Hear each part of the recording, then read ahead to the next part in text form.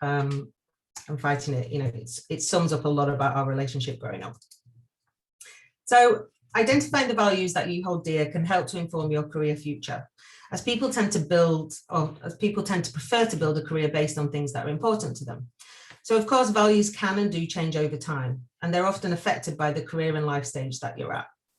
So it's important to remember that some values stay with you throughout your whole life, while others may become more important at different stages. So for example, after you've had children, when you're in a new relationship, all of these things start to have a changing impact on your values. So these are just a few, and I mean, obviously a few, purely for artistic integrity on a keynote slide.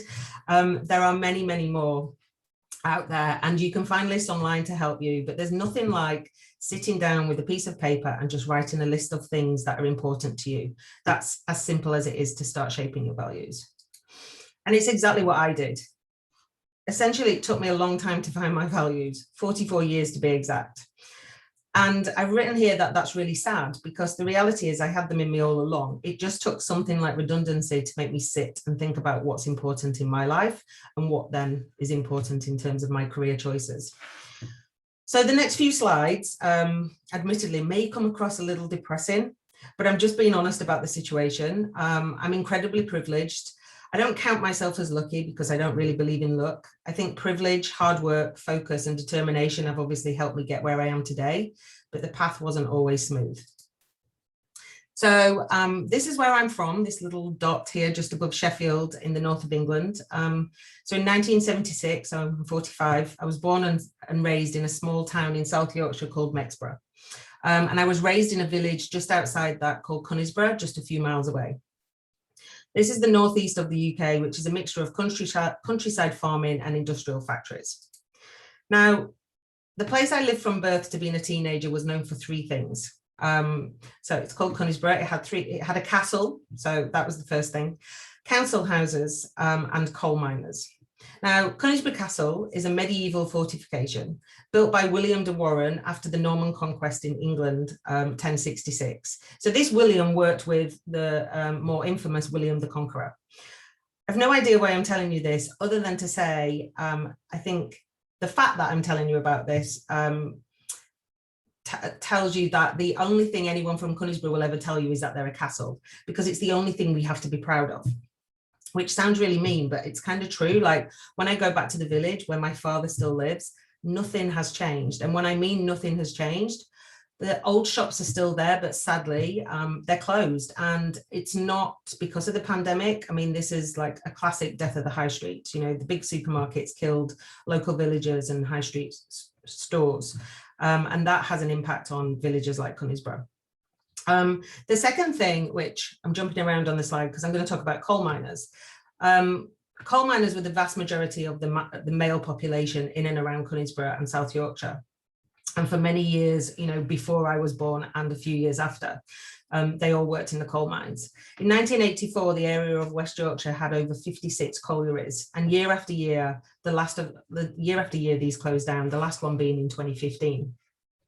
So all of a sudden you had thousands of men who worked in the mines who were unemployed. And, you know, what do they do now? And the simple answer was most of them never actually worked again. And that's where then the council houses come into play. So council houses, government accommodation, lower rents, but obviously what can often come with that is areas that are not kept well, areas of disrepair and poverty to a degree.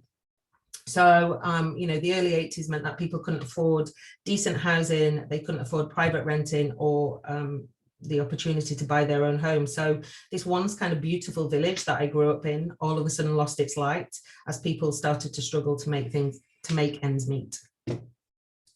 So growing up in a place where so many people had earned good incomes were now unemployed put more pressure on the system. I don't remember anyone growing up who didn't have money worries. I mean, don't get me wrong, we had nice clean homes and food to eat, but no one was really flash. Sometimes the cars could be a bit flash. You know, my dad was a fan of a very, very, very, very old BMW, which probably shouldn't have worked or been on the road, but because he's an engineer, he was able to an engineer who trained in the coal mines, I might add. He was able to keep that on the road. And we didn't have all the new things all of the time. So if we wanted bikes or sneakers, we had to save a long time to get them and get jobs to earn the money ourselves. So at 10 years old, I started my first job as a newspaper delivery girl. That was fun in the rain and the cold. School was another story. It was pretty rough. It was in a rough part of Mexborough, the same place I was born. And it was also pretty tough. But we got to wear a uniform, so we looked pretty respectable. But in reality, though, it was a bit of a slog. If you were brainy, you were bullied. Same if you were not so intelligent. If you wore the wrong shoes or had the wrong backpack, you could be ignored by the in-crowd for weeks. Sometimes it felt like a case of bully or be bullied. I was happy to leave school with no babies, STIs, and 8 good exam results. That's what success looked like graduating from my high school. During this period of high unemployment, I noticed that marriage seemed impossible. My parents were not the best example of marriage. They married and had children whilst they were still children in my eyes. So 2 kids by the time they were 20, with another just before 30. The responsibility of that alone blows my mind because, you know, I'm 45 and still kill houseplants. They didn't get on. Most of the time I wondered if they even liked each other. But money worries and a father who had his head turned often by other women meant it was never going to last. But it wasn't just my parents. The majority of my schoolmates came from what the news called broken homes. And wow, I mean, this headline, isn't it just terrible? I'm sad to say that although the world is changing for some people, this is still a reality, one that will be a struggle to escape. But growing up in the north of England in the 80s, mums getting slapped on a weekly basis was a regular occurrence. Black eyes, hiding badly beneath sunglasses, or strategically placed hair were commonplace amongst the women I knew. Some didn't even bother to hide it. It was just so regular, they got tired of lying to protect the abusers. And when you grow up around this, it can be easy to accept it as normal. Thankfully, it had the opposite effect on me, and my tolerance for this, for anyone in any relationship, is 0. So yeah, holidays were rare. Apologies for these really pixelated pictures, but I think it actually adds to the impact of what I'm trying to say about this, which is, you know, money is a theme throughout this in a way, because it's about security, which is one of my values, which I'll come on to talk about. But, you know, we didn't have fancy pants holidays, but we did have holidays, and I'm really grateful for that. But they were a bit shit. It rained a lot. I had to sleep with my granny. Anyone who's ever had to sleep with their gran will know where I'm coming from. It was always me that had to sleep with granny because my brother was older and he obviously didn't sleep with granny. And my cousins had the bunk beds, but I can still laugh at it sometimes. I do have fond memories of running to the toilet block in the middle of the night in my nightie. For some reason that felt quite glamorous. I don't know whether it was a bit freeing, you know, running outside in your nightgown. When else did you get to do that as a kid? But, you know, these holidays were pretty bad, but also pretty good. So it wasn't really all that bad. And yeah, hand-me-downs were really frequent. So thank you, cousin Rachel, and your love of the kilt. I mean, how many kilts does a non-Scottish person ever need? She had far too many, and they got handed down to me. So year after year, I had to suffer the indignity of wearing my older cousin's passed on clothing. All I really wanted was a little tight neon miniskirt and a crop top, but instead I got red and bottle green kilts with knitted tank tops. It definitely shaped me.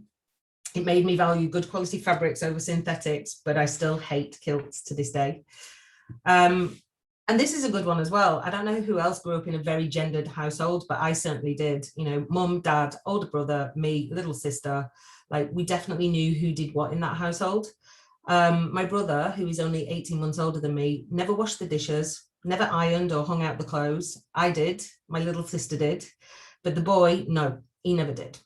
And he also never changed a light bulb or mowed the lawn. So it wasn't that he was giving like what would have been seen as, you know, male jobs. Mum just treated him like a prince. He did what he wanted to do when he wanted to do it, because, you know, boys will be boys. So yeah, thanks, Mum, for that.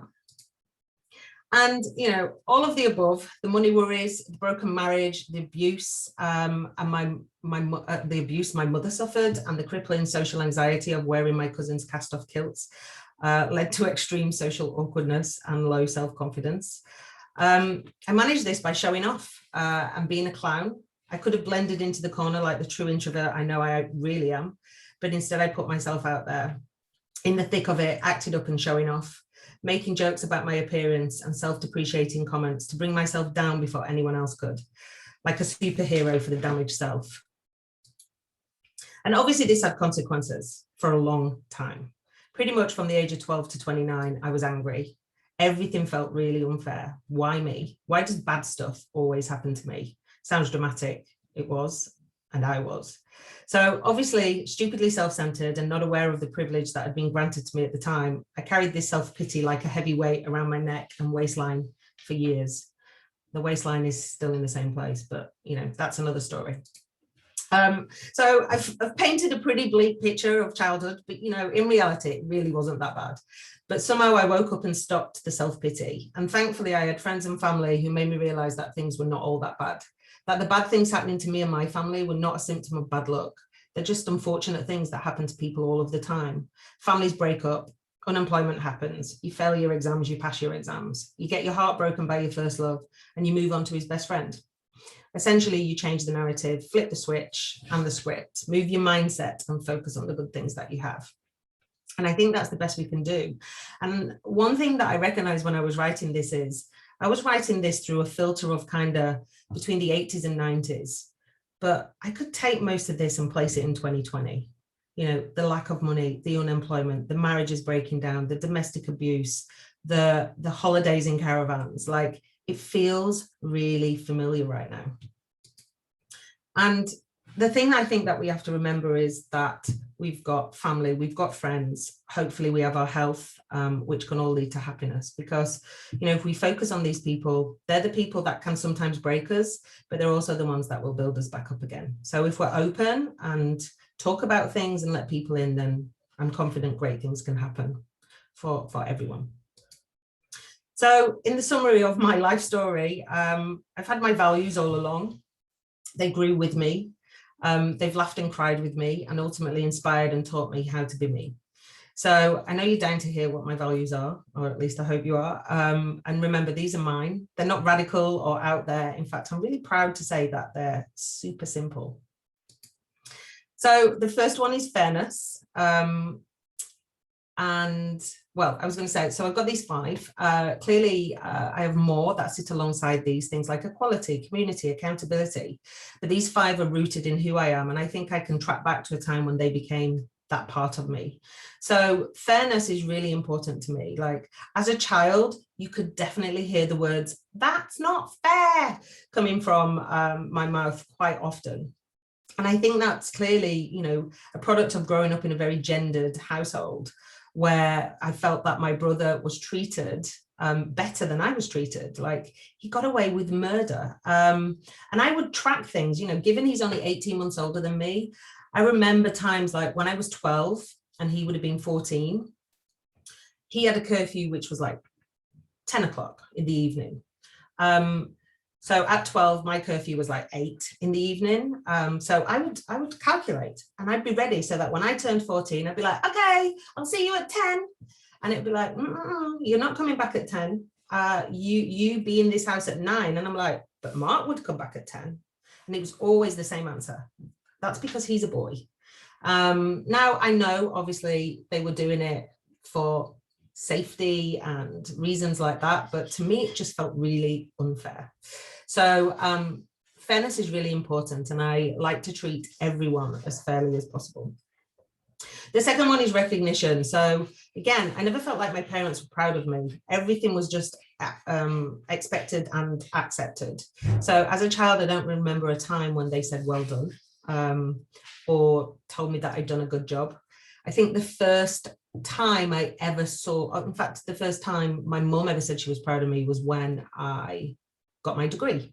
So, I was 24 by then. So to go to that point, and even then, I don't think she could actually say the words, "I'm proud of you." I think I only found out because she told her best friends, and it was more like the gossiping and the bragging that she did that made me realize that she was proud of me. So I think I was just part of a generation who were not able to show their love and the way that they felt about their kids in a very natural way.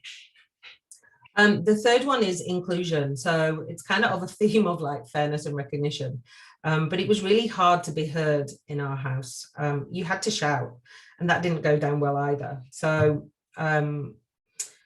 yeah, just being part of things and being heard and being allowed to have a voice is really important. And I think it's something that I really empathize with people where if you're in a room with people who have English as their first and native language, it can definitely be really hard to be heard, and you can be spoken over and not given the time to share your thoughts and your thinking. And I know, you know, having worked in the media and advertising industry for over 20 years, I've definitely experienced real lack of inclusion. And as a white female with English as a first language, I am incredibly privileged and sometimes left meetings frustrated that I wasn't heard. So, you know, I mean, I wouldn't compare that with other people, but it really made me empathize with what a struggle it can be for some people to be heard, to be listened to, and to have their points of view taken seriously. So the reason why I have this as one of my values is it's something that I want to live by and make sure that everyone that I meet in life and everyone that I have professional meetings with in the workplace have an opportunity to be heard.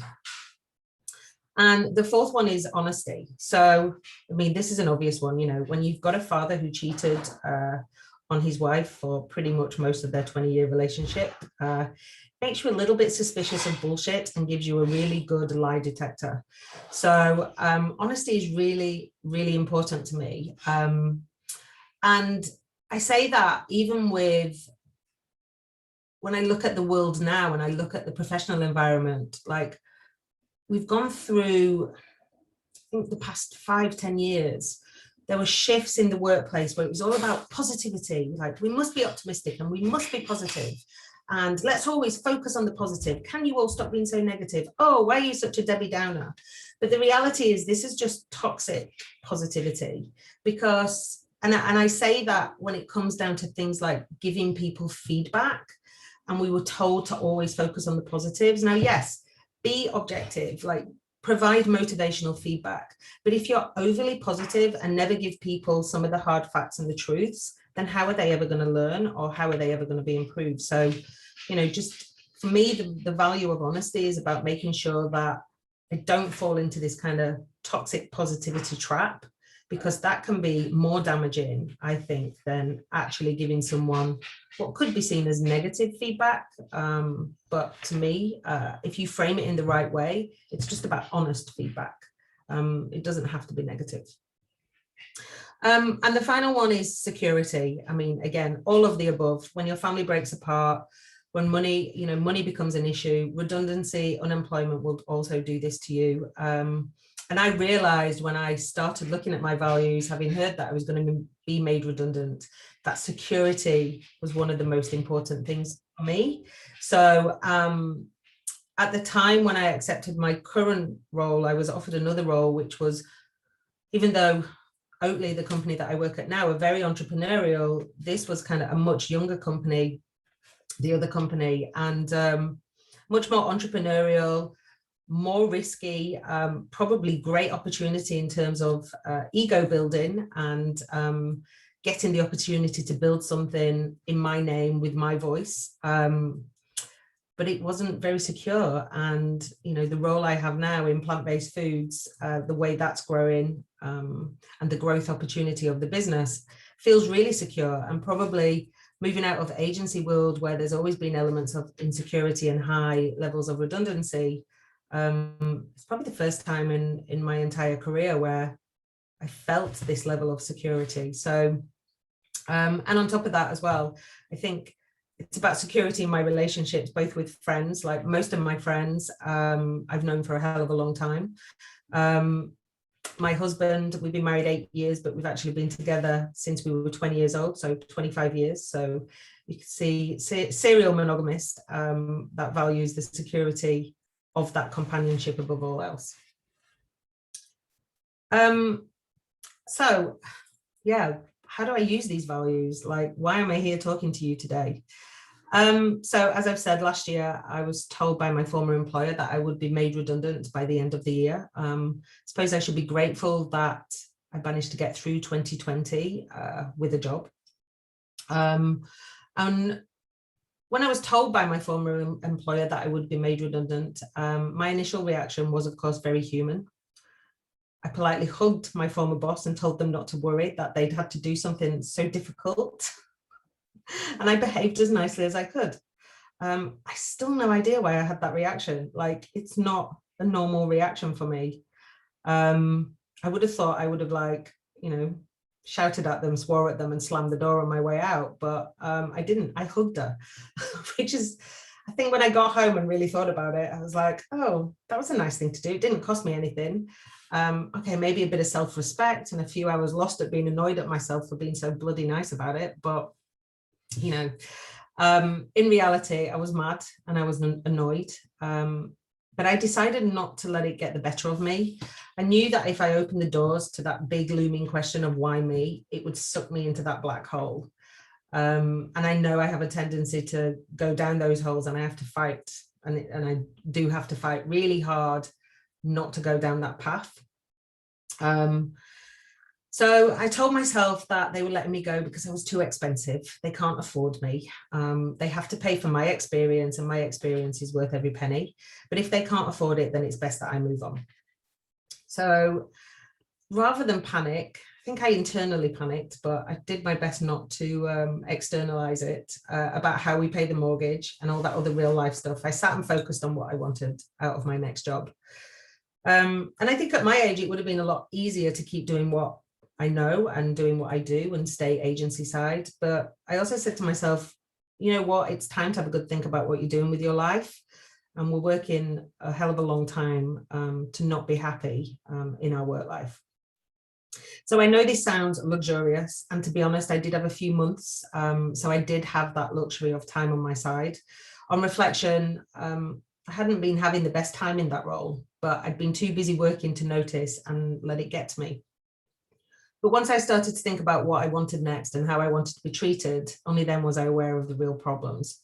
And I won't go into details, but I think my experience at my previous role really helped me shape the 5 values that I have. So even though they, you know, you could say that a lot of them really do come from my life when I was younger, my family life and my upbringing, there were things that I recognized in my role that were affecting me in the same way that my upbringing did. So yeah, I think those things that have been rooted in me for years have definitely resurfaced over the past few years. And I think once I'd kind of cracked these 5 values, and as I said, they are simple, they did give me clarity and direction, and they helped me decide who I wanted to work for and the type of job I wanted now and in the future. And they genuinely did help me be more selective and focused, and that gave me drive and determination and a bit more of a sharper focus for my interviews. Like, it amazed me actually how many questions people asked where I could think about my values and give the right response. And there was part of me that was a little provocative in some of my interviews where I decided to kind of push on some answers to see how people would respond, to make sure that I was entering an environment where people wouldn't either be offended or shocked or not supportive on that value, especially the one around inclusion.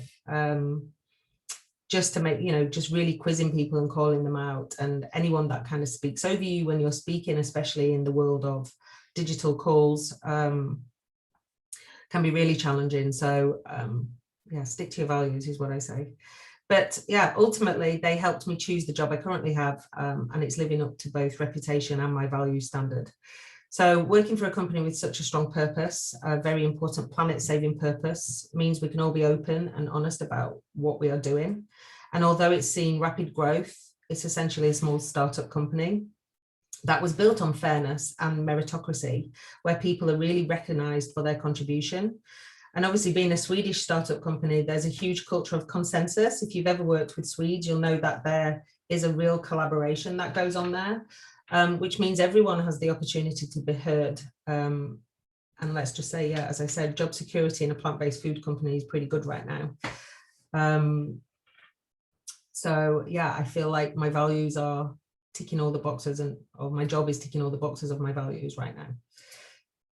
So how do you find yours? I've sped through this. When I practiced it, it definitely took me a lot longer. But yeah, finding yours, sit with a pen and paper, go old school, and just write a list, bullets or prose, whatever you fancy, of the things that are important to you.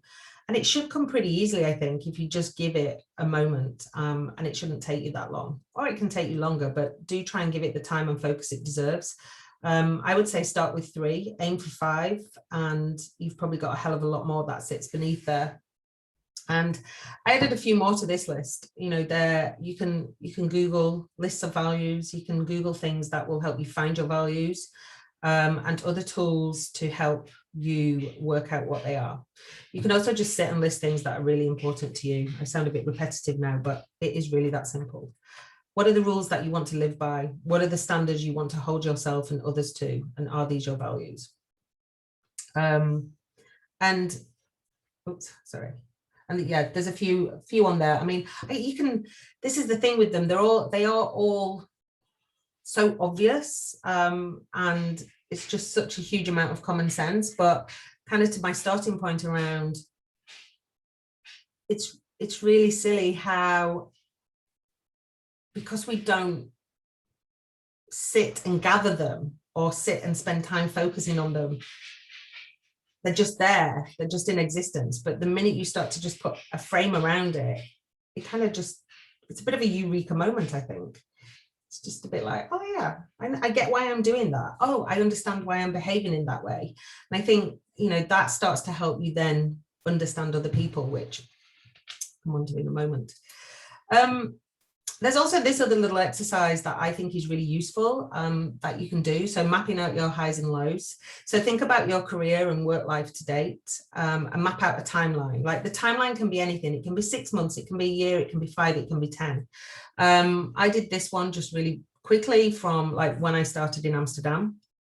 And just think about, you know, the highs are the times when you were most happy and fulfilled with what you were doing, and the lows when things were not going so well. The highs and lows may actually not be work related. So also think about what happened in your life at the same time as this, and this will give you greater insight into what's important to you. So, you know, you can see here 2016, you know, I mean, I probably started this too low. I was on a real high. I had a job in London that I loved, but I let my ego get the better of me, and a client convinced me to change my job. I mean, same company, same client, but convinced me to move to Amsterdam. And it was a really exciting move. So actually super buzzed to be here. It's a little bit lower than it probably should be, because I had to leave my husband at home for almost a year whilst he was trying to find a job in Amsterdam as well. But thankfully he did, and he's here with me now. So yeah, moved to Amsterdam, job is great, husband arrived, it's all like peak, peak, peak. But then my client who convinced me to move here left, which then meant I got a new client, and anybody that's had an established relationship with a client for 10 years and gets a new one, everything changes. So there's a bit of a dip there. And then, you know, you work through that, it gets high again. And then I had my head turned by my previous employer. And I handed in my notice to the company that I'd worked at for 12 years. And there was a real low because they forced me into a non-compete period of 3 months without pay. So yeah, that was a bit tricky, but there was a real high off the back of that, because rather than do the sensible thing and save my savings because I didn't have an income, I decided to spend it and went traveling for 3 months, which was epic. I then started my new job. It was all brilliant. But then the CEO quit, and then a few other people on the leadership team quit. So that messed with my role. And to be honest, if I'm really honest, that then really did start a bit of a descent, because again, once like the leadership team changes, and if you're working really closely with them, everything changes. And the reason why you were employed in the first place starts to change. So I think had I really sat and thought about it and spent some time thinking about me rather than just doing the job, I probably might have left sooner. There was 2 rounds of redundancy at that place in the short time that I was there, so they were kind of lows as well. The first one didn't affect me, the second one did. But yeah, here I am today, talking to you all about these highs and lows, the experiences that I've had through life to get me back to, my current role, which is on a high, and hopefully will continue. So yeah, the last thing, or the penultimate thing that I want to say is, really trust yourself. The values you have might not come from a positive place, and I think more often than not they won't, but it's important to think of them positively. And I've shared my story with you today because although it sounds a bit depressing, I'm not remotely disturbed or depressed by it at all. My experiences have shaped me and made me the person I am today. I'm strong, confident, empathetic, and funny. Delete as appropriate. But the last thing I want to say is about understanding your own values really helps you understand or seek out the values that other people hold dear. If you can understand someone's values, you can understand their motivations better. If someone seems aggressive with their approach to work, perhaps it's because they've had to fight hard to get to where they are in life. If you have this insight, you can start to see how the way you communicate with them could perhaps help them become a little softer in their approach. Or if someone has strong loyalty values, they'll really respect your integrity as a manager. If someone values responsibility and you're spending your time micromanaging them, then you won't get the best out of them in the long run either. And one of the first times I ever actually looked at values and thought about my own were when I was running a multidisciplined team of international people, from people who had just started their work life to people who were older. And there was lots of conflicting values in the team. And I think a lot of it came from different backgrounds and different upbringings and different cultural motivations and beliefs. And I recognized that there was some real friction and tension in the team because of this, because we had people from a Turkish background whose religious beliefs were very different to someone from an Irish background. And it was, even though they wouldn't have counted themselves as religious people, they had values, inherent values that underpinned a lot of the ways that they reacted and responded to things. And I did recognize it as a source of tension. So actively tried to get the team to think about their values so that we could build a team culture of recognizing what is important to each other, to a point where I was hopeful that I could bring them together under a common set of values. But it didn't work. And I'm not surprised it didn't work, because you can have shared values with people, but it'll probably be really rare that you'll have a complete value set of shared values, because they're so individual and so specific to your upbringing, your background, your surroundings, your beliefs, etc., etc., etc. So you can use them as a guide, but you certainly can't shape them in the way that I was desperately trying to, or hopeful that I could. But I think having a broad understanding of where people are coming from, which is often underpinned by their values, can be really helpful in the workplace. And that's it. Wow. I mean, have I only used half my time frame? Oh. But yeah, thanks for spending your time with me today. I hope that this helps you find your values, and hope it helps you see how they can be inspiring and a bit of a guiding light to hopefully future choices that you have about your career. Thank you so much, Sarah. I'm just going to stop recording now. So we're